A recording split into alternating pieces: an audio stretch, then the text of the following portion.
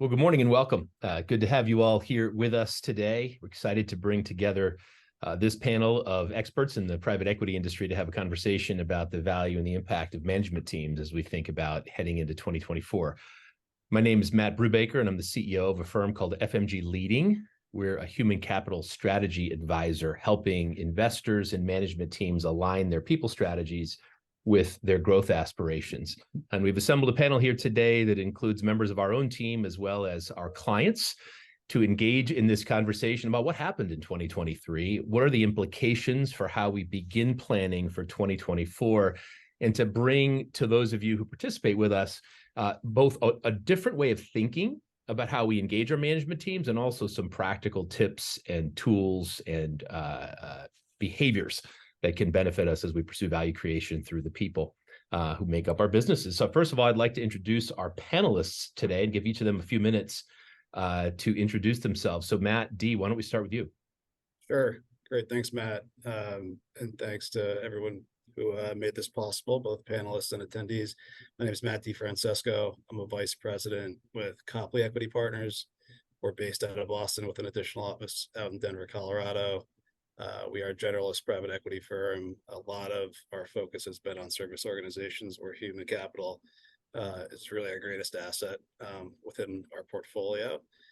We are also investors in FMG Leading, and I've had the pleasure of being part of the investment team that works with Matt and FMG. My background prior to Copley was in digital infrastructure investment banking. Spent the last 12 or so years in various roles within M&A, both advising and investing. Great. We'll go to you, Will. Great.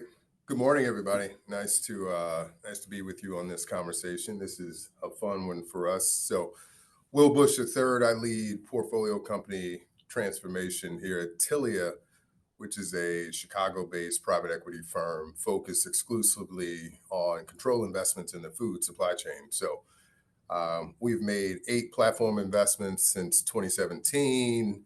My work is mostly focused on the people, process, structure, and system side that actually scales our investments. So my background actually fits with that very nicely. I've spent almost 2 decades doing M&A and turnaround and growth transformations for a variety of firms, one of which was FMG Leading. So I'm a proud alum and excited to sit here and have a conversation with you that hopefully is helpful. Sounds great. And Ben. Morning, everyone. Thanks for having me. I'm Ben Herman. I'm a partner at LightBay Capital. We're a Los Angeles-based private equity fund investing our second fund, which is just over $1 billion. We focus on service-based companies, so businesses where people are the key differentiator across 2 verticals, one healthcare, and the second business and consumer services. Actually, a very flexible approach to how we invest. We can do majority, minority deals. Ultimately, the 2 things that we're looking to invest around are secular tailwinds, so good industries, and then number 2, great leaders. We recognize, I think, the value that people bring in driving results, for us and for employees and for the system, and have worked with FMG in the past to try to get that right. Ben, Ann. Good morning, everyone. Thrilled to be here with you, and so grateful to share this time together with my esteemed colleagues. I am a senior practitioner with FMG Leading, and I've spent the last 2.5 decades in the areas of M&A, large-scale transformation, culture development, executive assessment, and most recently, human capital due diligence. I've worked across sectors, starting my career with Ernst & Young, from technology and industry sectors. Most recently, the last 5 years, double-clicked into private equity, really enjoying that. Focused in 2 primary areas, team alignment, human capital due diligence, and executive assessment. And I'm so thrilled to be here with you. Glad you're here. And Mitch, why don't you bring us home? I'm located in Southern California, but today I'm in snowy Utah. Nice. Nice. All right, Yeah, Mitch. grateful to be here. Nice to see everyone here on the panel and looking forward to our time together. So my name is Mitch. I lead our investors practice here at FMG Leading. And basically that means I help firm leaders stay focused on what I like to call the value stack. So it's helping them stay focused on alignment and never underclubbing what it means to actually get and stay aligned with their portcos and their investments. The second part of that is talent, ensuring that the right people are in the right roles, but also that they're getting the right support. And then lastly, conditions for execution, which some might call culture, but some people are allergic to that word here in the investors practice. And so we call that conditions for execution, basically deliberately creating the right environment for performance to reach success. And before I led our investors practice for several years, I was leading our executive advising and coaching practice. Excited to be here. Thanks. Well, again, we've assembled a great panel, and we think the conversation today will be instructive and interesting as we set our sights on setting a plan for 2024. And of course, a plan can be seen really simply as a budget and a spreadsheet and growth aspirations, but the reality is the people who are going to execute that plan right now are in a precarious spot. And so I guess I direct our first question to our investors on the panel, to Matt and Ben and Will, which is to talk to us a little bit about what you've seen this year. It's been an unusual year. Certainly, there's lots of coverage in the media about where, about capital waiting to be put to work, certainly a capital markets challenge as well. Talk to us about how this year has been for you, the impact on your investments, and any insights you've gained. How are you sharper and better at the end of this year as a result of what you've seen? Sure, yeah, I'll start off here. It's been an interesting 2023.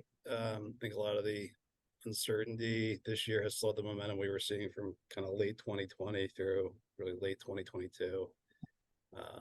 Matt, you just got described some of that media coverage, but I think some of the things we're seeing in the business environment are pretty consistent to what we were seeing in late 2022. Geopolitical tension and rising inflation and interest rates, stock market volatility, significant downside risks and headwinds that have really caused us as investors to more or less look inward. A lot of where our focus has been over the last really 12 months has been changing the cadence and thinking about the ways in which we interact with our portfolio company management teams.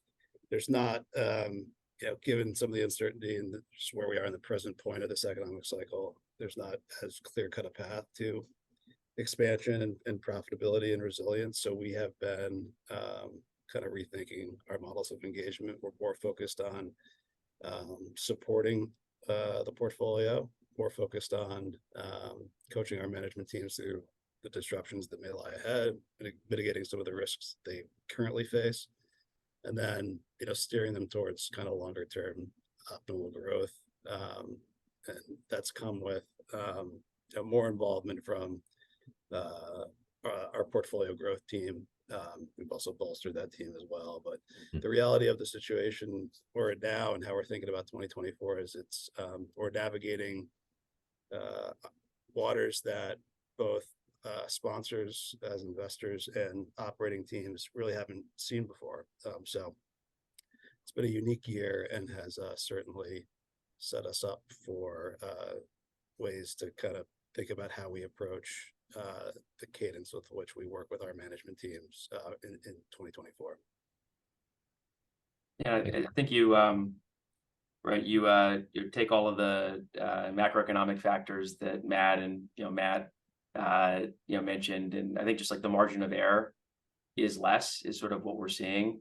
And so I think that manifests for us, in a couple ways. Number one, on the new deal investment side, I think we've always been focused on, culture. I mentioned that was new to me, sort of conditions for execution instead of culture. But one of the mantras, at LightBay is that culture drives people and people drive results. It doesn't roll off the tongue as well if you replace culture with conditions for execution. But right on the new investment side, there's a war for talent, sort of significant labor inflation, in particular, sort of the first half of this year. And so having a company that people want to be affiliated with, and once they're there, they want to stay, is critical. Sort of one tool we think about doing with our executive teams or using with our executive teams is looking at sort of key employees and trying to map out engagement. And the scale is sort of if somebody came to them and offered them $1 more, would they leave?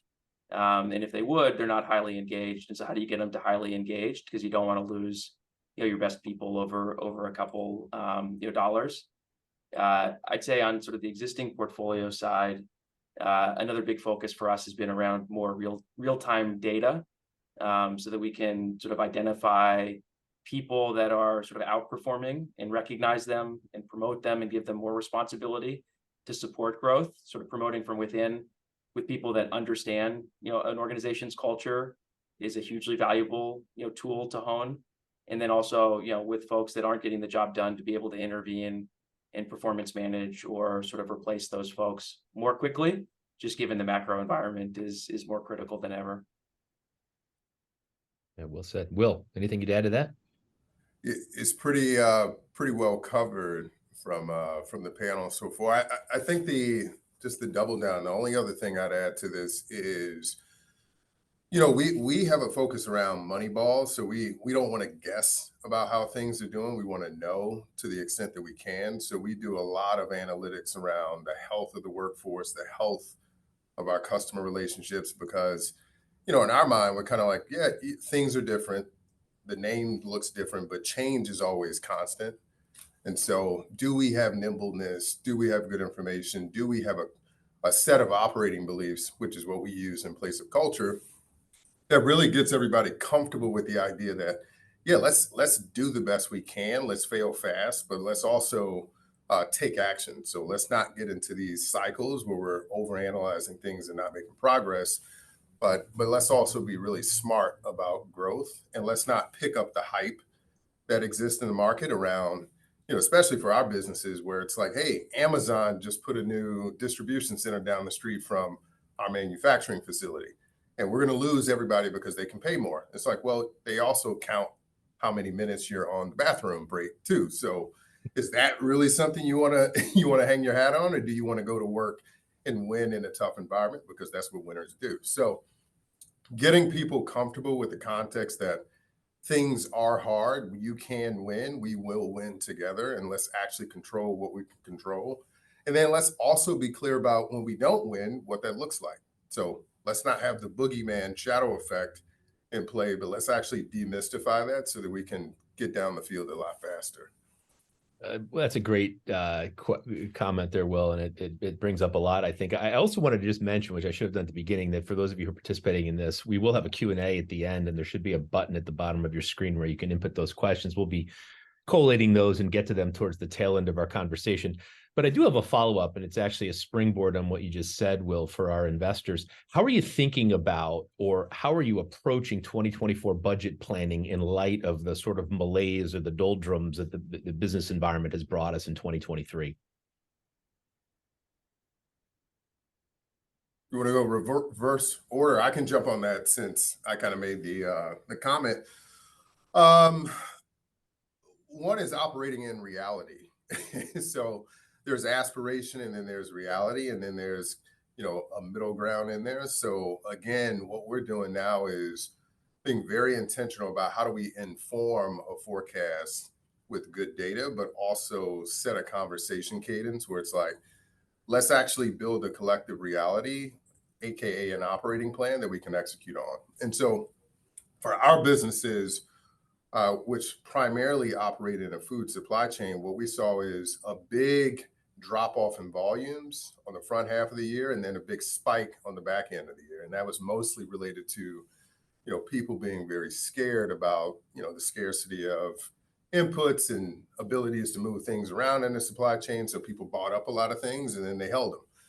So what we're operating on right now is good information, conversations, and execution. So if we can close that feedback loop from information, execution, and let's learn and adjust, then we're actually seeing a lot more effectiveness in our planning and execution cycles. So food for thought.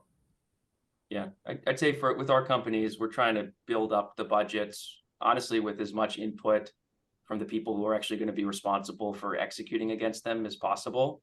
in a way that's intuitive to them, right? A budget is something we look at the investor side. We deliver to our lenders with our businesses that have third-party financing, but ultimately we view it as a tool for management to try to drive sort of alignment and accountability around goals. And so building it in that way is one piece of it. And I think the second piece is adapting as situations change. Just going back to what we were talking about a minute ago, a ton of uncertainty, in particular, I think around the consumer in 2024. And so not getting too wed to saying, hey, here's the hiring plan, and we're gonna stick to the hiring plan, right? If sales outperform, you got to adjust. If sales underperform, you got to adjust. I think what's key is, again, just sort of having everybody on the same page around how it's built up and what they can do to positively impact it. Yeah, that's a couple great points. I think Will's point on the reality of where things are is important. I think we're maybe a little bit ahead of thinking through next year's budget with most of our portfolio companies than we would be in a normal year, just because of the change in what we're seeing in the macro economy. And I think a lot of what we're doing is working backwards from where we want the endpoint of next year to be, and kind of setting up ways for us to manage through the end of this year so that we're set up for success in 2024, and making sure that there's that alignment with our leadership team that Ben's describing, and making sure the people who are operating upon that budget on a day-to-day basis have the resources they need behind them from us as investors to execute upon that.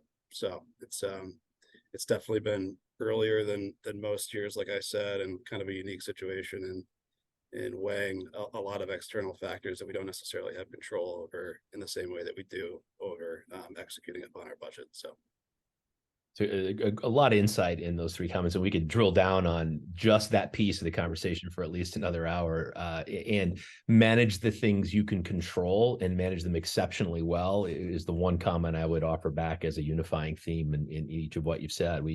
We can't change the macro, but we can absolutely change how we perform in it. And certainly that's how we approach it, and are hearing from a lot of other clients as well. I'm going to shift the conversation now to you, Mitch and Ann. You spend most of your time leading teams of people who are engaged with investors, and in particular with management teams. As you think about prioritizing investments of both time and resources to make sure management teams can be successful coming into next year, what are like the top two things you'd say we've got to make sure they're focused on A and B? I'll jump in here first. Certainly with longer hold times, the leadership team is really the anchor for the organization, and being intentional about what are strategic priorities, having the discipline and the diversity of thinking, having the right stakeholders in the room to create the plan and revisit it. I've got some teams using more of an agile methodology to go through an iterative process, to use tools like strategy maps, where you have a single frame with the priorities, KPIs, who owns it, and what are the outcomes, considering both the short term and the long term, and how do we mitigate that.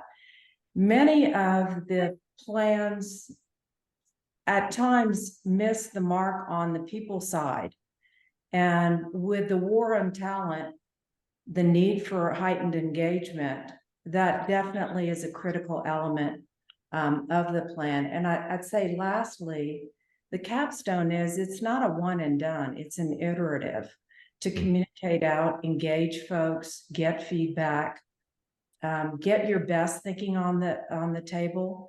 We have outside SME counsel weigh in on the plans. I think that's critically important. The level of transparency is needed in this marketplace. Yeah, building on Ann, what you're saying, two things come to mind, Matt, with this question for me. One is it's especially important not to take trust for granted. And by that, I mean, you got to take the time to actually do the hard work of building trust, and especially on that leadership team. So what I mean by that, I'm not talking about trust falls. I'm not talking about soft skills. I'm talking about getting your level of collaboration up to the sort of the no look pass, right? I can throw it before you're there because I trust you. And I think it was Adam Grant who recently coined the phrase teams move at the speed of trust. I'll give him credit for that. I'm not sure if it was him, but that's true. That is a fundamental. And if teams don't take the time to invest in doing that on purpose, they're going to pay the price. And then the second thing would be you can't choose between the human side and the performance side of making things work better. You have to do both. And so it's not enough to just be smart and work hard. You have to be wise about how you work with people. And that means you got to sort of understand, what do they need to perform at their highest level? Some need a little more carrot, some need a little more stick. Bottom line is the golden rule doesn't work in leadership. You can't lead as you like to be led. You have to actually lead as they need to be led. So those are the two things for me.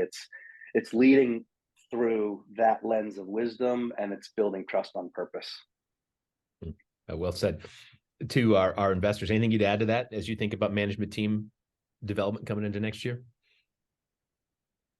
I think what Mitch said just around leadership, I think, is a critical point. And with sort of the spike in sort of turnover and employee mobility last year, I just say in a lot of our companies, you're seeing people being promoted into managerial positions who've never led before, and you take for granted that people sort of have the tools to be successful in that. And so one of the things they don't, I think, is the punchline. And so, being able to connect, our businesses with resources, whether it be, we have an operating partner on our team who helps, or FMG Leading, to try to teach some of those skills sort of down within the organization, is huge in making sure that you can sort of have the conditions for success that we all want to see. Yeah, I'll build on that real quickly with a point around, for leaders, we're very objective about what is the work to be done, and then how does this leader actually map to that. And so, and the map actually has a double click into it where we separate out, what are some of the things that person brings to the party just in a raw talent perspective. You can't go to intensity school. You just have to be born with that. But then there are certain things that people can close in terms of, have you done a lot of M&A integration? Have you done commercial scaling? Have you built a marketing function? And once we're really clear about what are those things we can help this person go acquire, then we will work with, a leadership coach or an outside partner to help accentuate some of those capabilities that leader may be missing or the leadership team may not have. So making things objective and being very specific about how our investments to the leader or the leadership team will materialize in a return for the team. Well said, Will. Matt, anything you want to add on that one? I think that well covers it on both sides. Yeah. So I have a follow-up, and then we're starting to get some questions in the Q&A as well. So thanks for those. I see them popping in, which is half the battle, is seeing them. The question for you guys, Matt and Will and Ben, obviously financial performance is easy to measure. Investors are incredibly well known for their suite of tools and spreadsheets and documents to characterize what movement and growth looks like. It's far more difficult to identify what does a healthy or high-performing management team look like. How do you measure that? How do you quantify that? How do you look at across a portfolio of 15, 18, 20 investments and say green, yellow, red, right? What's your way of thinking about what a high-performing management team actually is and does, and how do you measure it? Yeah, I think it's something I've actually talked to you about before, but I think, some of our highest performing management teams are the ones that are the most forward thinking, and as it comes as it relates to talent, I think linking perspective on kind of current talent to future plans and expectations for the business is an important component to some of the better performing management teams we have, rather than on past performance. So I think linking pre-deal talent with the post-close needs of the organization through an unbiased process is an important component from a talent perspective on where some of our highest performing management teams succeed and exceed. And then I think, and I'm still staying kind of within the guidelines of talent here, using a talent agenda to align our expectations as the sponsor with the management team is something that's important with some of our better performing management teams. A more kind of programmatic approach to human capital, and that's becoming increasingly important, this year in what we've just some of the volatility we've seen and some of the effects from what's going on in the macro economy. So that's really what some of the kind of bullet points that I look to. Yeah, I'm happy to go next. It's one of the most important and sort of challenging things I think we do as investors is trying to get the people right and then set them up for success. I don't have a perfect answer. It's really hard. I do think part of it comes down to just the results, right? It's what is within sort of the scope of an individual. Let's agree on how we're going to measure success and can they deliver. But I think and so I think just being very transparent in that scorecard around what are the tangible and sort of intangible things we're going to look for. I'd say putting that aside and just sort of beating the drum of sort of engagement.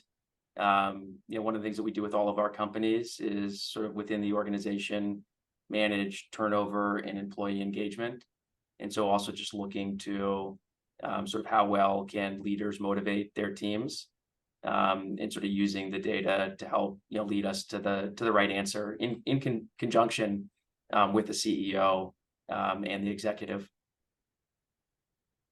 Yeah, I'll jump in on that. That's actually a good segue for our approach. One is the data. So we measure turnover, safety, some of the operational KPIs that influence our financial outcomes consistently on a frequent basis across all of our portfolio companies. And then specifically, we measure customer and employee health also. So again, when we say the word engagement, we can put a number to it. Not that the number is necessarily that important, but we can hold up a scorecard. And this is a part of our CEO's scorecard around how engaged is the team and ready are the team to deliver on the growth plan that you're leading. And we can track that over time to see if that's moving up, down, or staying flat. And then that comes with a set of actions that they can execute on, which we hold them accountable to. The same thing applies to the customer base for our portfolio companies as well. So again, we're putting numbers and quantifying a lot of the things that people kind of typically say are harder to do. My job and our job is to actually make that not so hard to do. And then the last thing is speed to value. So we have an exit checklist. We have a value creation plan. We have budgets and things that are normal operating deliverables. How fast and how well do those things get done?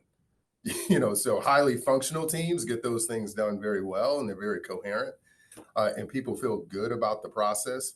Teams that are less functional have the opposite. So not a science, but a good indicator for us. Thanks, team. Those are great insights. And I'm going to actually bring that same question to Mitch and Ann. High-performing management team, how do you measure it? How do you coach towards it? What does that look like on the practitioner side as you engage in portfolio companies? Thanks, Matt. I was actually going to jump in, so I'm glad you asked, because I agree with what Will and Ben just said about, ultimately the scoreboard is what matters most. The business metrics tell the story.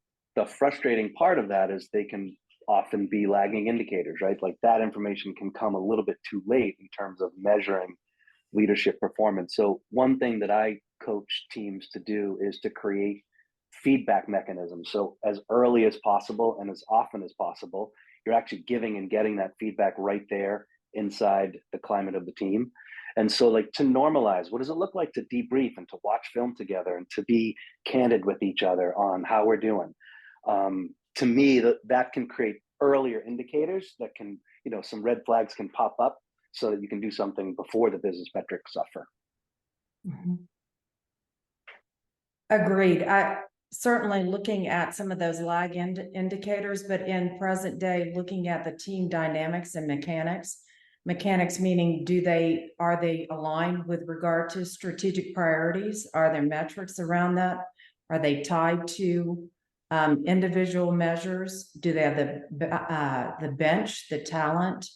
How are they making decisions? Are they really holding the critical conversations, the unspoken topics? So looking both, do they understand roles, responsibilities? Are they managing conflict? Are they bringing the best data, the best information to the table? Are they transparent with their communication among the team and with the rest of the organization, their board? How well do they work with their board? So I think there are many factors, but coming down to the foundation of mechanics and dynamics to drive performance. Again, there's so much in what has just been shared, and it actually is beginning to dovetail with some of the questions that are coming from our participants today. So I want to actually try to parlay, and my apologies if I don't merge them perfectly to try to get them all answered here. But one of the questions, it gets at that what versus the how that you just described, Dan. And I know I've talked about this individually with Matt and Will and Ben for years. How do you, in thinking about, so to sort of double click on management quality and high performing team, how do you develop a perspective on the how side, right? Not just the what, we've created the KPIs, but the how. What are you looking for that says this management team is leading in a sustainable way in terms of how they achieve the results that they're committed to? What would you say on that question? I think one thing that we're currently doing is maybe having some of the conversations we described as answers to the last question earlier in the process to get a better understanding of the how post-close. So, formerly, we would kind of develop a value creation plan, a 90-day post-close plan. We're more involved with the management teams pre-close, and I would say management teams, but various members of that are critical to the top of the organization, not just necessarily the C-suite, so long as they're in the know on the transaction and better understanding the needs of the organization, so we can figure out the how post-close well before we actually invest. So pushing the timeline on that has been kind of a critical component to us hitting the ground running once we do make the investment, and it's different than it has been in past years for us. Thanks, Matt. I'll jump in on that. We use quite a bit of behavioral analytics to understand the natural orientations of a leader in a leadership team well as early as possible in the deal cycle. And that helps us understand two questions. A, do you have the intensity to do the job that we're asking you to sign up for? And then B, how will you go about getting that work done with other people? And usually if the answer is yes on the first one, then the second one is most of the work. Whereas you have leaders who are like, hey, I love to actually just be out in the market and I love to just go close deals. And that may not be a part of the growth expectation of the firm because they may be leaving. And so if that capability is exiting the company, then how do you start to engineer around that person to say, if it doesn't exist in just one person, do the other people below that person have capabilities that we can enhance? So again, we kind of make it a science again with the analytics piece. And then we also look for dark sides of that talent too. So when the pressure's on, when you hit a headwind in the market, how will this person likely respond? How will this team respond? Let's actually get that information out and come up with a operating plan so we know how to handle tough situations based on the dynamic of the group. So again, make the unknowns knowns and lean into it. Yeah, I don't know if it totally answers the question, but I think in an area that we've actually seen a lot of value, and Matt sort of alluded to this with the 90-day plan, sort of post-close, sort of with LightBay, sort of bringing in capabilities is around project management, because I think a lot of the big initiatives are cross-functional, and a high-functioning team is one that's going to be able to achieve the most important priorities, which often are cross-functional. And so just making sure the frameworks exist so that a team can prioritize and track progress against those most important initiatives cross-functionally. As an area we found sort of a relatively inexpensive investment from LightBay can lead to really significant results with the companies we partner with. All really well said. There's another question in the Q&A, and well, actually, there's a couple that start to get at the questions of either the psychology or the level of fatigue in management teams, recognizing hold times are extended, business performance is not what we thought it was going to be. I don't know why. It'd be an interesting thing to say how many of your portcos did a reforecast this year based on what they thought versus what they actually were going to achieve. So that's the world we're living in. What are you seeing trend-wise in terms of fatigue with management teams, burnout, even exhaustion, and how are you approaching that proactively? Yeah, we've been a little bit more cognizant about having an agenda and a playbook with our leadership team. And I've certainly realized some of that fatigue that's in the question, and I think we've been pretty good about having a response to that. So, things that have come out of the playbook are more surrounding, expectations and timelines, communications, the cadence with which we will interact with our management teams, or the cadence with which they would like us to interact so that they're able to kind of manage the day-to-day without, with the appropriate oversight, more or less, and then a better understanding around the resources and investments and programs that we as a sponsor are able to provide, either through our portfolio growth team or, other resources within the portfolio and investments we've made. But I think just making sure that our management teams understand that we are, supporting them and an extension of them, is really important, especially in, the type of year that we're seeing. I think the old adage is that CEO is the loneliest position in the organization. They bear the brunt of a lot of the tough decisions that need to be made to drive things forward. And I think, as investors behind them, it's important to kind of have that playbook and agenda to guide the relationship that we have with leadership, so that they feel more comfortable in managing through, what's been a trying year in 2023. I think I agree with everything Matt said. I think right, the concept that the CEO is like the loneliest job, I totally agree with. And so for us, I think there's two things we're trying to do to sort of alleviate and release some of that fatigue and tension. I think number one is just being like direct and transparent with stuff that like what our CEOs are going through, in particular, is hard. That performance may not be what they or we would want, but being I think just like establishing that baseline of honesty and transparency so they feel like they can open up and sort of release that pressure, I think is very helpful. And then another thing we've had a lot of success with, in particular, Matt, working with you, is just around finding outsiders that can be a release valve for our executive teams and a sounding board. We like to think that our management teams will come to us with every question and concern and problem, but I think a lot of them, rightfully so, want the opportunity to sort of develop their thoughts before they come with the solution. And having sort of an independent third party with experience working with people in their position, we found to be a huge benefit.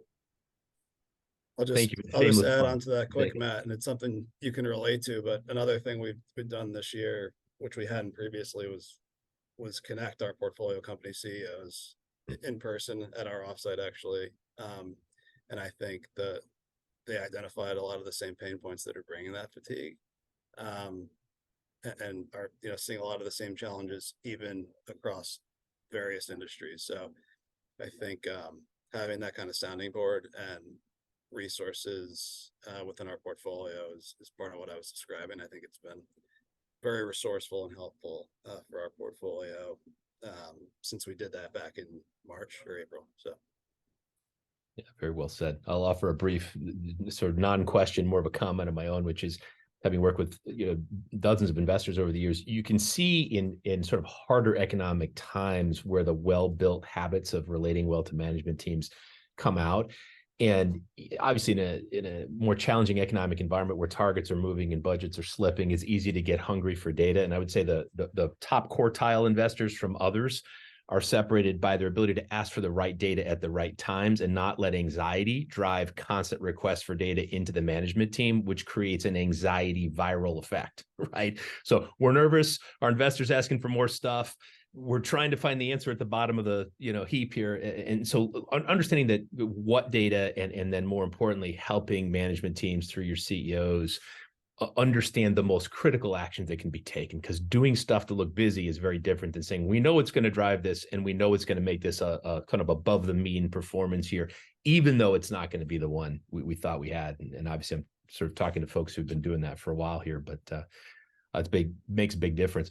Which brings me to another thread, and I think an important one that you see referenced both in the chat and also some of our prep, which is best practices around engineering relationships between board and management teams. In some cases, you've got investor and a couple of founders with board roles. In other cases, you're bringing in independent board members with key areas of expertise. But what are some of your best practices right now around engineering relationships between management team and board? Yeah, I think number one for us is just clarity around what the board's role is. I think one of the things I've seen happen in the past is you have a lot of smart people around the board table with a lot of ideas, and sort of management comes away confused and distracted. And so I think one thing that is best practice we see is having somebody on the board who is ultimately responsible for following up directly with the CEO to understand what he or she heard. And then to sort of communicate sort of what they heard, as the direction from the board, just so there is that clarity, of direction. Yeah, that's actually very powerful and makes a big difference, Ben. One in addition to that, one of the things that we do is not sure if it's a best practice or not, but it's something we're trying.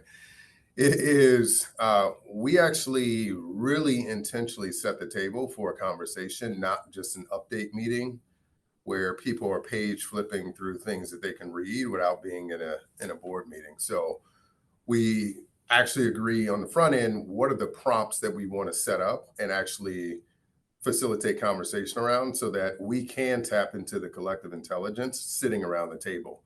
And it goes both ways. So you're not just a person showing up for a meeting and throwing ideas around. You are actually expected to contribute, and in some cases, facilitate introductions or execute with the CEO on some of the strategic initiatives. So I think the expectation setting and the communication and collaboration environment actually helps us max out that value quite a bit.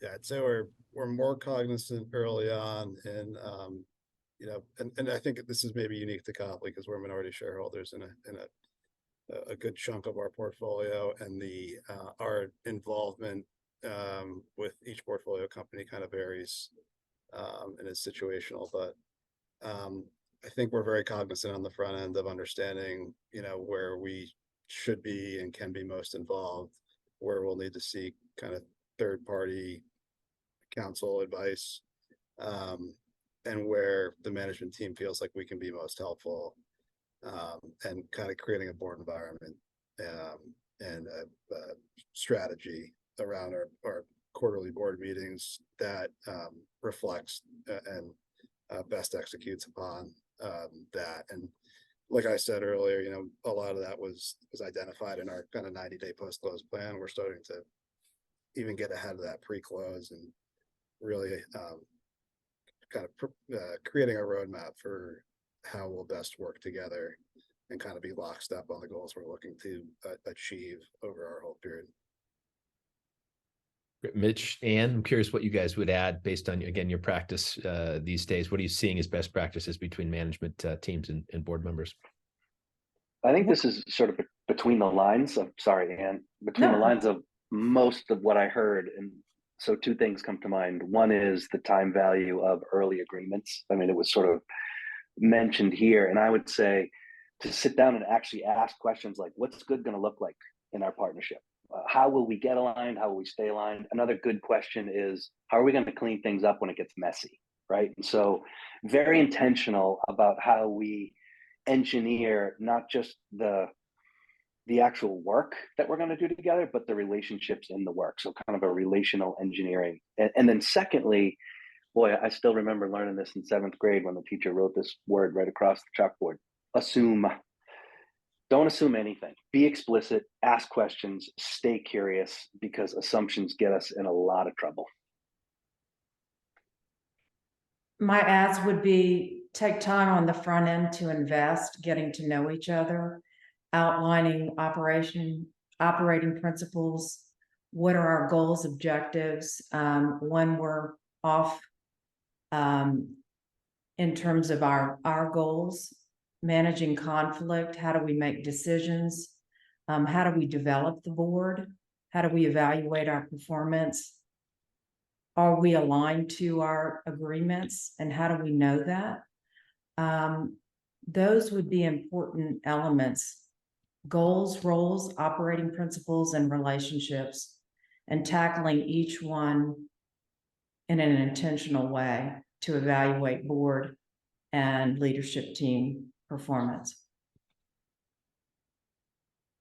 Those are great comments. And again, each of these have lots of room to trickle, and we should write an article or something about this. My next question topic area for you, obviously, I think we're talking to folks who are interested in this, or we all wouldn't be here today, thinking about the alignment and the calibration of the people side of the business to execute on growth targets and goals. Having said that, it doesn't always work, right? And we, in our business at least, can talk about, hey, look, well, good strategy, right timing in the market, people end up being the X factor. It's sort of a mom and apple pie kind of a comment, pretty hard to argue with, because we know what we know. But I'm curious, without sharing any names or proprietary information, can you tell a story of a situation in your own practice, your own experience, either an investor or an advisor, where you had all the pieces in place except getting the people part right? And what were the outcomes or the learnings from that? Yeah, I can start, I think, and without giving too much away, but I think where we've probably faced some of the biggest people challenges is in combining organizations, either a tuck-in acquisition or buy and build strategy, and maybe not being as forward thinking on a clear reporting structure, and making sure there's strategic alignment well before we actually make the transaction. That includes, role clarity and kind of a clear organizational chart for what the go-forward entity is going to look like. A lot of that with one of our investments was handled in that, initial post-close period, where we're doing a lot of our value planning and strategic initiative conversations. And this was a multinational organization operating in a couple different geographies with a couple different leadership teams, and also merging two businesses together. And I think that's, in that initial year, that was one of the biggest challenges. With couldn't really be captured in any budget, right? We needed to identify those challenges well before close, so that we could execute upon them when we did make the investment. And it took a little longer, a couple of months into our hold, to really get that right, and it certainly affected the budgeted year that I'm describing. So yeah, I'd add it's hard, right? Because I feel like, especially at the C-suite, we develop deep relationships with folks. At least we try to, on a personal level. And so whenever somebody is sort of not getting the job done, it's difficult. And so the bias is to wait, to wait too long. And the impact of that is, right, there can be collateral damage within the organization. You sort of lose time executing against an accelerated growth plan. And so what we try to do, I think, is, number one, talk to the board and our CEO that it's logical, it's natural as companies grow, that sometimes you're going to outgrow somebody's skill set or sort of capacity to keep up, and try to be very direct and intentional with our leaders about what the expectations are and sort of how we see them performing versus those expectations. And I'd say when you get that right, and this has happened a couple of times with us, you have executives that come to you at about the same time you're making, the decision that they're not going to be able to elevate to where you need to, and sort of acknowledging it themselves. And that's the best case scenario, because then you have buy-in to transitioning them out in a sort of respectful way, and recognizing what they've contributed to the organization. At the same time, you get the right leader sort of in to the business, but it's hard. Sure. I'll add a couple of points on that. I think it's been well covered. Pain is an important teacher in a lot of cases. And sometimes what we've noticed is you have a lot of leaders in some cases who have never lost before, who have never been in a situation where they've been down, at halftime, and they've had to come back and they had to fight their way out of things, because company transformation happens after there's a personal transformation. And so what we really focus on is, let's be very clear about what the expectations of a win look like. So let's hit these things along the way to getting to the outcome. And if you're not hitting those things, we're going to have a conversation so that no one is surprised about that. And even beyond that, we've already had conversations about beginning with the end in mind. So what does the transition look like, even outside of the current role that you're in? And so if you don't hit those expectations, then the conversation's more about, should we accelerate some of the transitions that we've already discussed? And are we already building a team that can go past your leadership? Because that is good leadership. So having those conversations, which aren't necessarily very comfortable to have early, has been very helpful. Making very clear expectations and revisiting those expectations on a frequent basis is very helpful. And then obviously building the next generation of talent is also helpful too, so that it's not a crisis. It can be more of a transition, to your point, Ben. Those are great answers. I'm going to bring it to you, Mitch and Ann as well, but I'll just add my own little piece there. It's a takeoff of what you said, Will, which is, most of us as leaders driven to perform have a track record and some history of being able to show consistent incremental or transformational growth, and are unaccustomed to failing, unaccustomed to admitting failing, and certainly unaccustomed to asking for help. And yet these are the kinds of circumstances where help is required, and is often the only real difference between success and failure. Thinking about those integrations and the role clarity and all the things that need to happen. And so cultivating an environment where leaders are predisposed to say, I don't know that I know how to do this without your help, before it turns into a 4-alarm fire. That is the X factor again and again and again. When a leader feels compelled to hide the bad news until they can possibly can't conceal it anymore, versus saying, hey, we're in a little bit of a pickle here. I'm going to need your advice. Here's what my plan is, but I'm not where I thought I would be. That's like a 1 in 1,000 conversation with most CEOs, present company included. And yet lots of value is created when those conversations happen. So I would just say, whatever you can be doing as either an investor or a member of your management team to cultivate the possibility of that conversation, you're going to drive huge value. Hey, Mitch, Matt, yeah, can I add one other point on this is, remember the fact that these are human beings too. I think we all assume that, but leading with that and reminding people that look, hopefully no one's going to die in this situation, but performance is performance. You have wins, you have losses. Our job is to relate to you as a human being.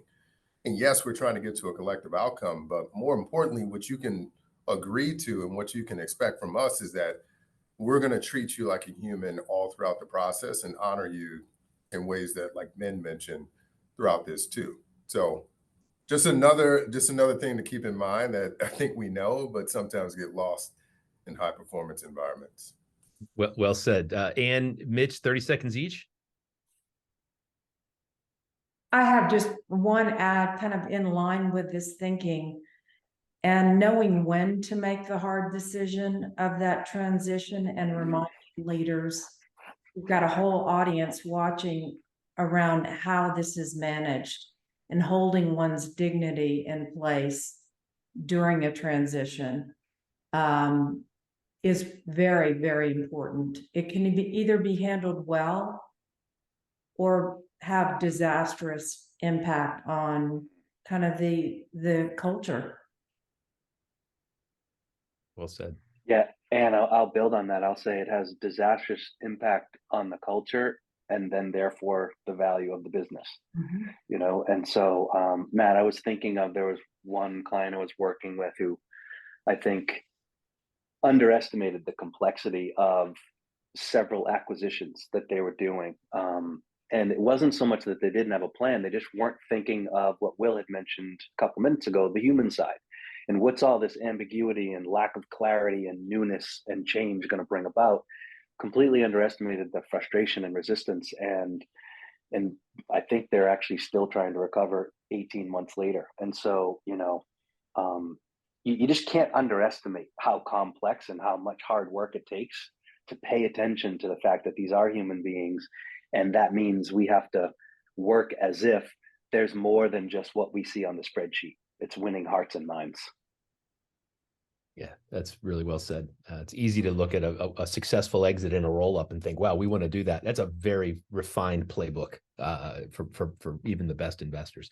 So our closing statement here, we only have a couple of minutes left. Each of our panelists knows this statement and is ready to answer it. But your final sentence is, in 2024, I hope the teams we work with stop doing what and instead focus on ... So we'll go around the horn, give you each a chance to say your final statement. Starting with Matt D. That's good.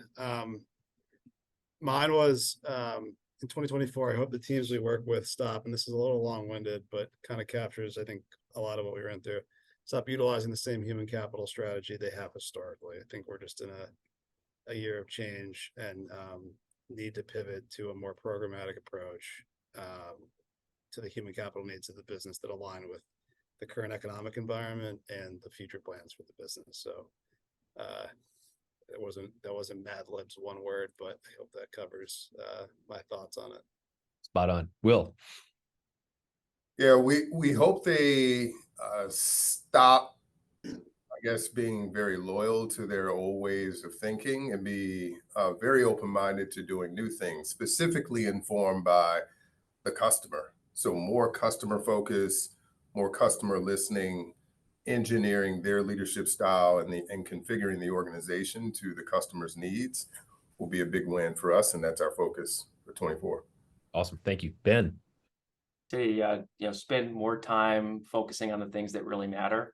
I think a lot of our executive teams, right, especially if they're functional leaders, can put on blinders and just think about what are their day-to-day responsibilities without thinking about what's going to really move the organization forward, and trying to reallocate some of that time to the big priorities that are going to create a stronger organization, create equity value is a focus for us.